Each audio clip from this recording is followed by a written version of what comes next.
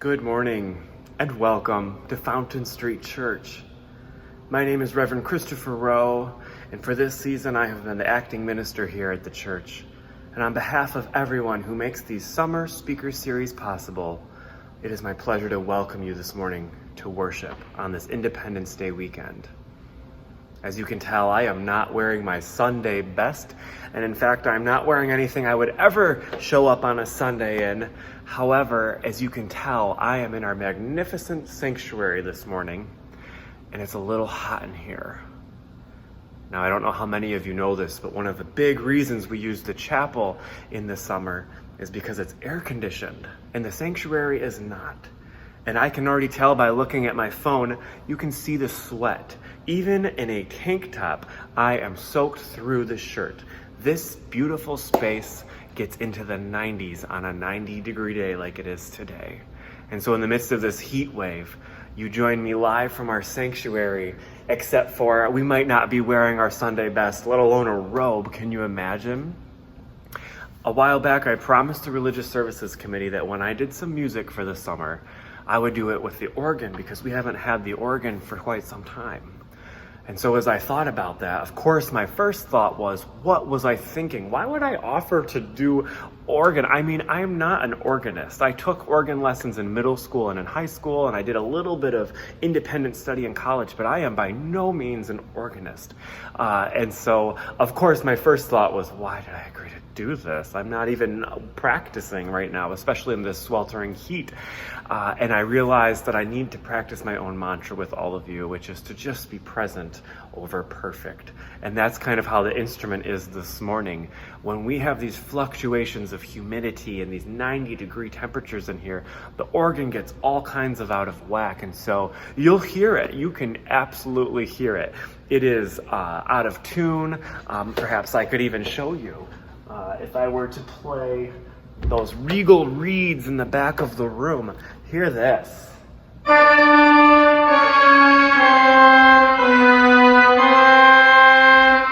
You can tell the organ is not in her most pristine shape, and that's just a natural part of the cycles of the year. And so that might be another reason that we worship together in the cooler chapel, is simply because this instrument, we give her a rest for the summer. But as promised, I'm here this morning live from the organ bench, and just happy to be with you all. This morning we welcome David Smith. David Smith has been a congregant care minister for us for quite some time.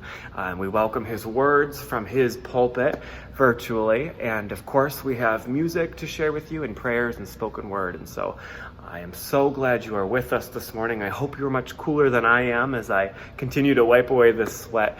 I'm glad you're at home. I'm glad you're here with us, but I'm glad you're at home in the coolness of your own home. On behalf of everyone who made this wonderful morning possible, thank you for being here.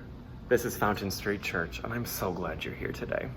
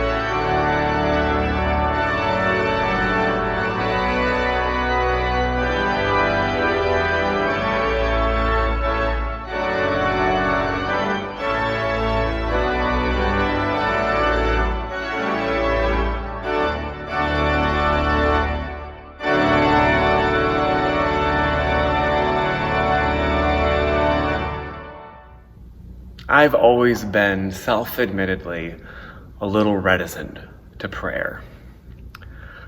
I kind of draw deeply on that Mary Oliver poem in which she says, I don't know exactly what a prayer is. And I think that's how I feel so often. And you might remember back in March or April when during the moment of prayer, I was folding cranes, because sometimes it's a very tangible and embodied experience for me. And between you and me, during everything that's going on, whether it's from a pandemic or from even further exposed racism in our world, I find that often I'm at a loss for words or thoughts. And so I'll sit there in silence and start thinking about things like what I'm going to do next.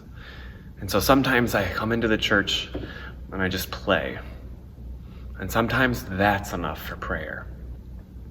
And so this morning, as we take our offering, I also invite you to offer yourself a moment of quiet reflection and to think about what things your embodied actions are that lead to prayer in your own truths.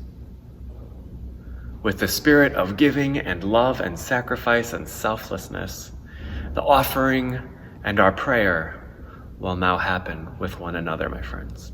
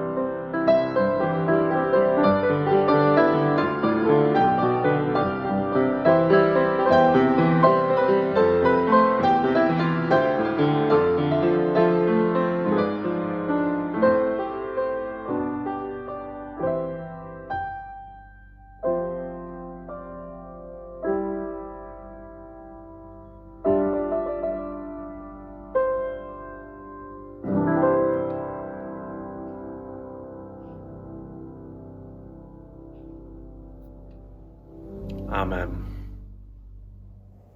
Well, good morning, Fountain Street community, or good afternoon, or good evening, or good time, whatever time you're watching this video. It may be Monday or Tuesday, who knows? I wish you well. I hope you're comfortable as we spend some time looking at our nation's sacred texts. And I wish you well in coping with the challenges of today, whether it is personal challenges of unemployment or finances or illness or other challenges you might be facing in this difficult time for our nation. Before I begin, I would like to introduce myself a little bit so you know something about me, but more importantly, you would know why I'm so passionate about this topic. I grew up in Grand Rapids, the northeast side, went to Creston High School and Grand Rapids Junior College and Western Michigan University, got my degree in music education in 1966. Of course, that was the time the Vietnam War was building up, and Uncle Sam wanted me for some time. So in 1967, I was commissioned an officer in the United States Air Force, spent 4 years in Washington, D.C., and then came back to Grand Rapids and proceeded to be employed in the computer and the telephone industries for a little while. And then I went to seminary and pursued a religious vocation. But all the time during these years, I was a member of the Air National Guard in Battle Creek. I was the commander of a communications unit there for 11 years. And then, because life has changes, I left that position and I enlisted in an Army band, the Michigan National Guard 126 Army Band. And I spent 19 years with that organization, so altogether I have 34 years of military service and I'm officially a retired military officer. So that gives you some idea of why I'm so passionate about this ideas of sacred texts, both our Declaration of Independence and our U.S. Constitution. And we're going to talk about those in some detail in the moments ahead. I say in my title that these are sacred texts. Now, most people think when something is sacred that it's religious. Well, there are, of course, religious texts that are held to be sacred by many different faiths. A sacred text might be important and revered and honored, but there are also objects or places that are seen as sacred. Jerusalem is seen as a sacred place, the Temple Mount and all that kind of thing. But sacred, as it applies to a text, means that not only is it revered and venerated and respected, but it also is authoritative. If you are a person of faith and belong to one of the major religions, Judaism, for example, honors the Torah and the writings as sacred texts. Christianity honors, of course, the Bible, which includes the Torah and the writings and the Gospels and the other New Testament writings. Of course, Islam has the Quran. Hindus have the Vedas, the books of knowledge, and other religions have their other texts. Now, the difficulty here is that these texts not only are ancient, but have their roots in tribalism, and some of those that believe in these religious texts fundamentally take them extremely seriously, and often then divide humanity up into two camps. There are those of us who believe all the right things, and then there's them, the other people who don't believe like we do, and in some of these faith beliefs, all of those other people are going to hell, and we need to separate ourselves pretty much from them so they don't contaminate us in this life. It's an us and them perspective. where the religious people see themselves as chosen or as saved or as elect or as, in some other way, God's chosen people. Now, for those who are not religious at all, the religious texts are not authoritative. There may be some teachings that non-religious people appreciate in those religious texts. And of course, there are liberal or more progressive religious people in all of those religions who see humanity as a whole, and they use their religion as a way to embrace all of humanity and in its diversity and work for justice and peace for all people. And non-religious people are appreciative of those progressive religious people as we try to make our way through this very difficult time in the evolution of humanity, where religion has become more divisive than helpful in many cases. So what is it then about our national texts that would lead me to call them sacred? Well, first of all, they are venerated, or should be, and they lift up for us what I believe to be sacred and noble ideals. Now, our two sacred texts, I believe, are the U.S. Declaration of Independence and our U.S. Constitution. Now, we've just celebrated July 4, which is a day to honor our Declaration of Independence. Now, we don't have a day to honor our Constitution, so I always like to look at these together on this July 4 period and honor both of those documents. The Constitution is the basis for our laws, and so it is authoritative for us. Regarding religious texts, we can take them or leave them, depending on whether we are adherents to that particular religion. But we cannot take or leave the Constitution. It is binding. It's the basis for our laws, and we are bound by the laws of this land. The Declaration of Independence has several sections as it is analyzed, and the introduction is one long sentence, and the second sentence is what is called the preamble, that begins with those famous words, "We hold these truths to be self-evident." We'll say a little bit more about that in a minute. But then we have the indictments. The Declaration of Independence lists 27 complaints that the colonies had against the king and the Parliament of England. And then we have the denunciation and the conclusion, and then the signatures by 56 representatives of the colonies. Now, some families have the tradition of reading the Declaration of Independence each July 4, and that's wonderful. I certainly recommend reading the preamble section of it.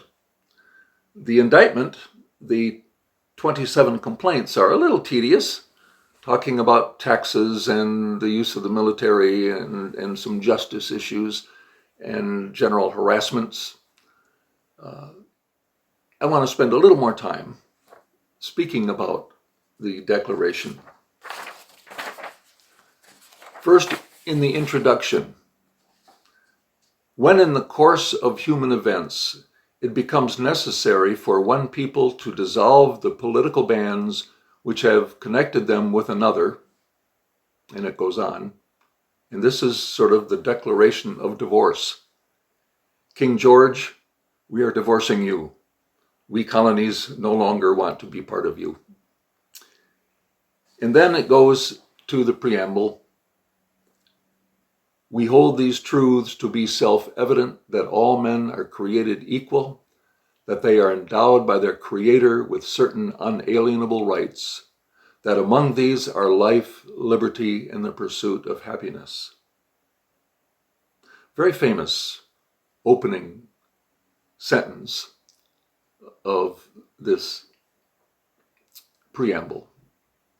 Abraham Lincoln, of course, helped make it famous. But it goes on. And what it says next is very important. That to secure these rights, governments are instituted among men, deriving their just powers from the consent of the governed, that whenever any form of government becomes destructive to these ends, it is the right of the people to alter or abolish it, and to institute new government. Now, sometimes we try that every 4 years in a presidential election, or every 2 years, depending on who we elect and who gets in power. We do have the right and the obligation to self-govern by choosing the government we want. And we'll have some choices to make come November.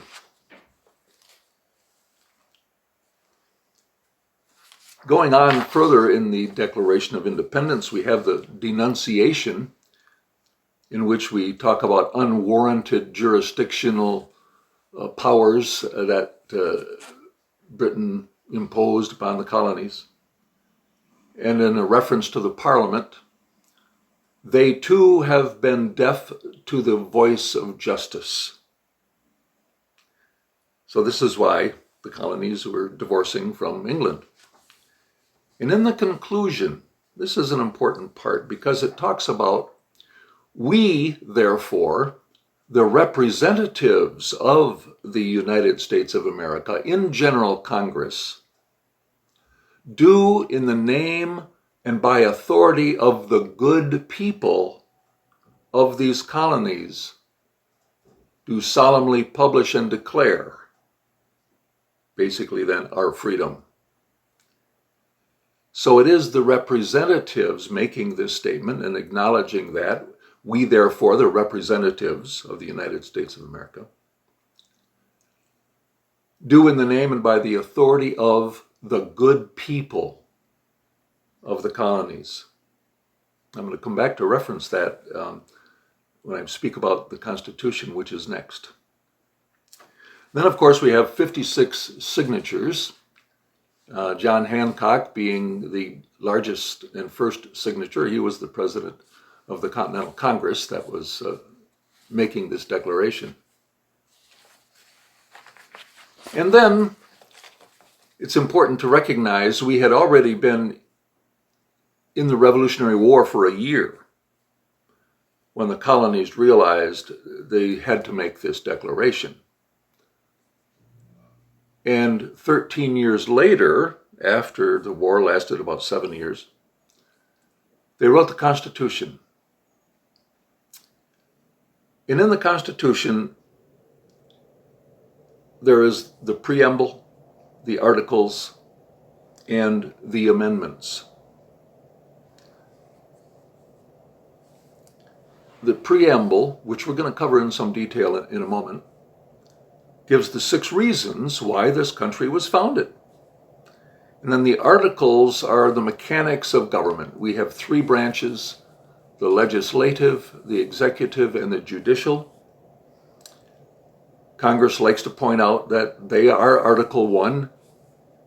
They have the most power, at least they did in the beginning of our nation. The executive branch, with the president as the head, has taken on more and more power through the years. And of course, the judicial tries to settle all the fights on what is constitutional and what is not. And then Articles 4 through 7 have other details about how our government is organized and should function. The amendments, of course, are very, very important because they are our Bill of Rights, the first 10, and other amendments give us rights that are extremely important to us. We're going to get to a little more of that. But I want to talk about how the Constitution began, the words. We, the people of the United States. You may recall those great big letters, we the people. The very beginning. Now, who was writing this? Well, the representatives in the Continental Congress were writing this. Now, in the Declaration of Independence, they say, we the representatives. What are the other options here? They could have said, we the Congress. They could have said, we the representatives, or we the landowners, which is really what it was, or we the leaders or rulers, or maybe a little more broadly, we the citizens. But they opened it up with a very broad way to look at this as we the people, the good people of the colonies. So said the Declaration of Independence. So let's talk about the Bill of Rights and the amendments first.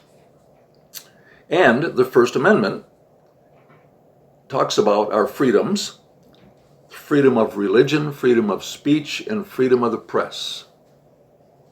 Now, I will say directly, these freedoms are under assault. There are those who want to establish more religious rule in our country. There are those who want to limit freedom of speech. There are those who denigrate the press and try to get us to lose faith in our media, our reporters who seek truth.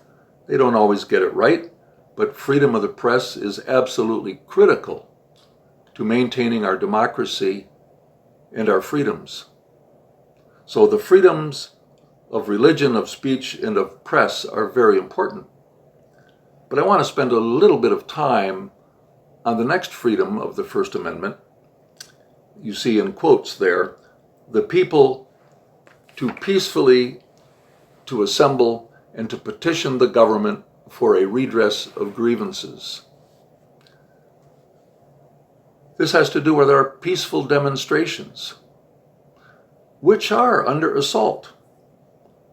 And it's two ways that are extremely problematic.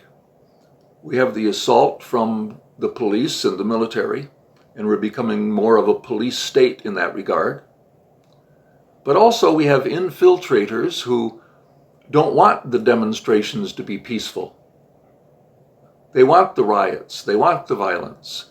And it only takes a handful of people within a crowd of 1,000 to turn on the violence and get a reaction from the military or the police.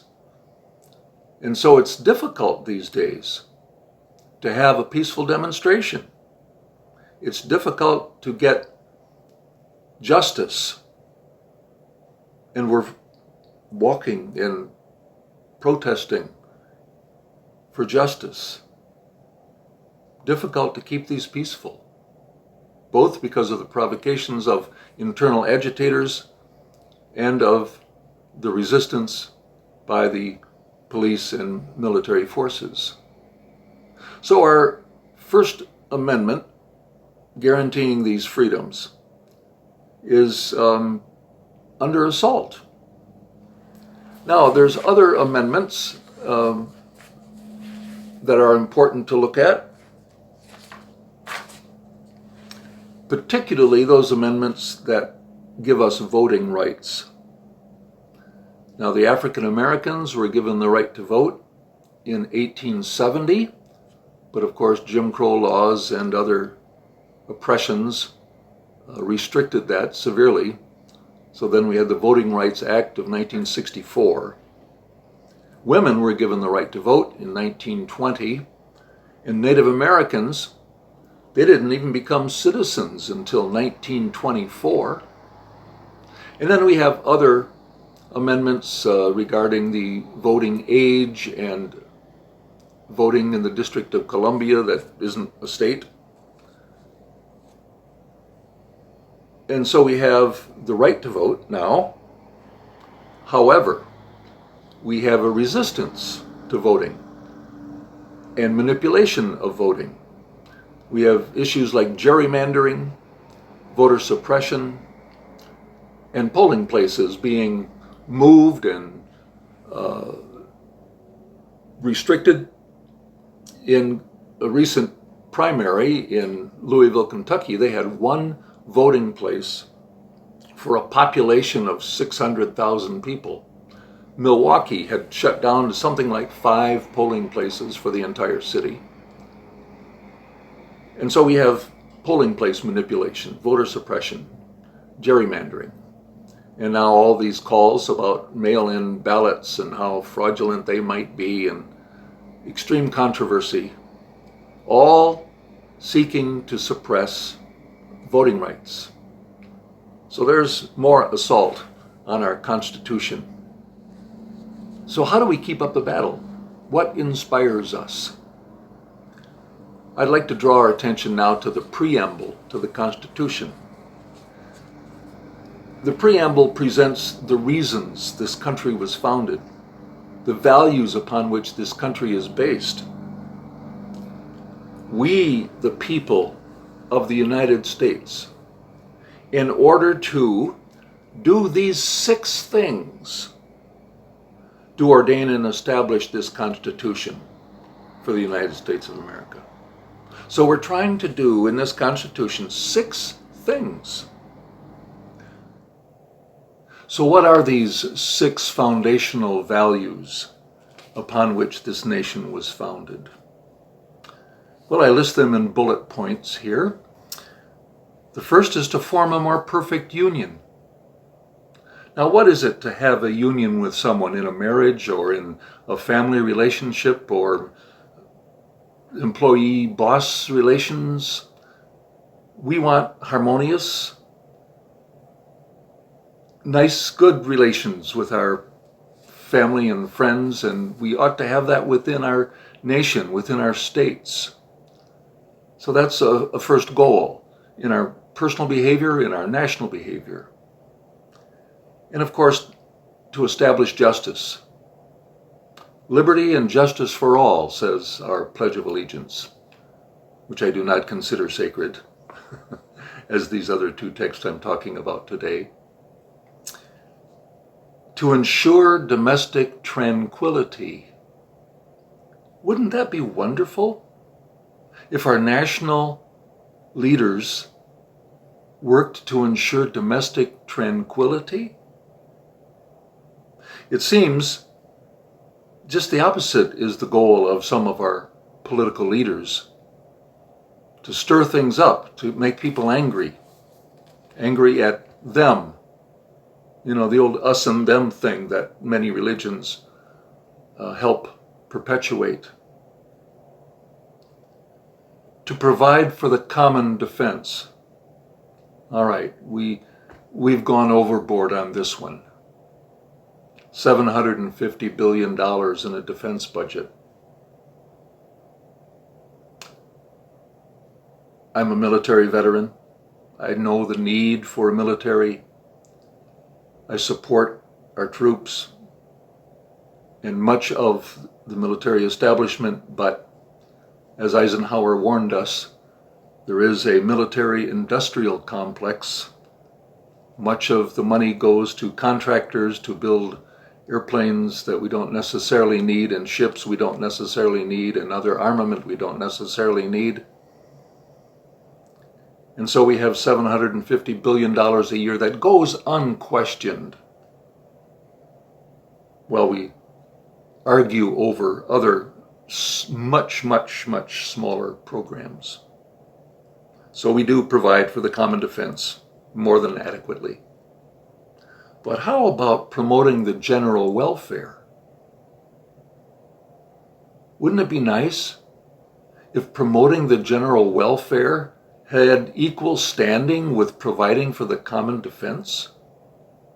Wow, that would be wonderful. We provide for corporate welfare. We provide for the banks, for the financial industries, because we keep saying employment and these other economic issues are what this nation is all about. But what about the laborer, the worker, the essential workers that we talk about today? We're not providing for their welfare. We don't have universal health care. We don't have a lot of other things that workers, families need. We ought to be providing and promoting the general welfare. And then lastly, to secure the blessings of liberty to ourselves and our posterity. And that's why we fight, to preserve and promote this Constitution, these values. We want these values of a perfect union, of justice, of tranquility, of the general welfare to be available to our children and our grandchildren. Now, I've created a little acronym to help us remember these 6 important values upon which our nation was founded. And the acronym spells Pet Owl. So that's how I remember these 6 values. Talk about my pet owl. Form a more perfect union. Establish justice. Ensure domestic tranquility. Provide a common defense. Promote the general welfare. And of course, secure liberty. I hope these values inspire you. I hope you recognize that our nation is built upon these values and we need to work to preserve and promote them, to uphold and defend the Constitution of the United States against all enemies, foreign and domestic. A pledge I take seriously. And so, I would like to end by this simple admonition or suggestion. Embrace our sacred ideals, both nationally and in your personal behavior, as we face the challenges of today. We're in a difficult time. We need the strength of community, the strength of like-minded people to help sustain us in hanging on to these values, in promoting these values. So work with this community, this wonderful Fountain Street community. Fountain Street has a glorious future ahead as we have wonderful leadership. So stay committed to this church and to other communities that are working for the good of humanity and for these basic values upon which our country was founded. May you be blessed in your journey. Amen. My friends, I like to think of the organ much like a congregation. It's made up of thousands and thousands of these pipes, and by themselves they wouldn't be much to listen to. And sure, they might be interesting, and sure, they might capture your attention for a minute, but they're nothing when they're not all together in unison. Fountain Street Church is so much like this.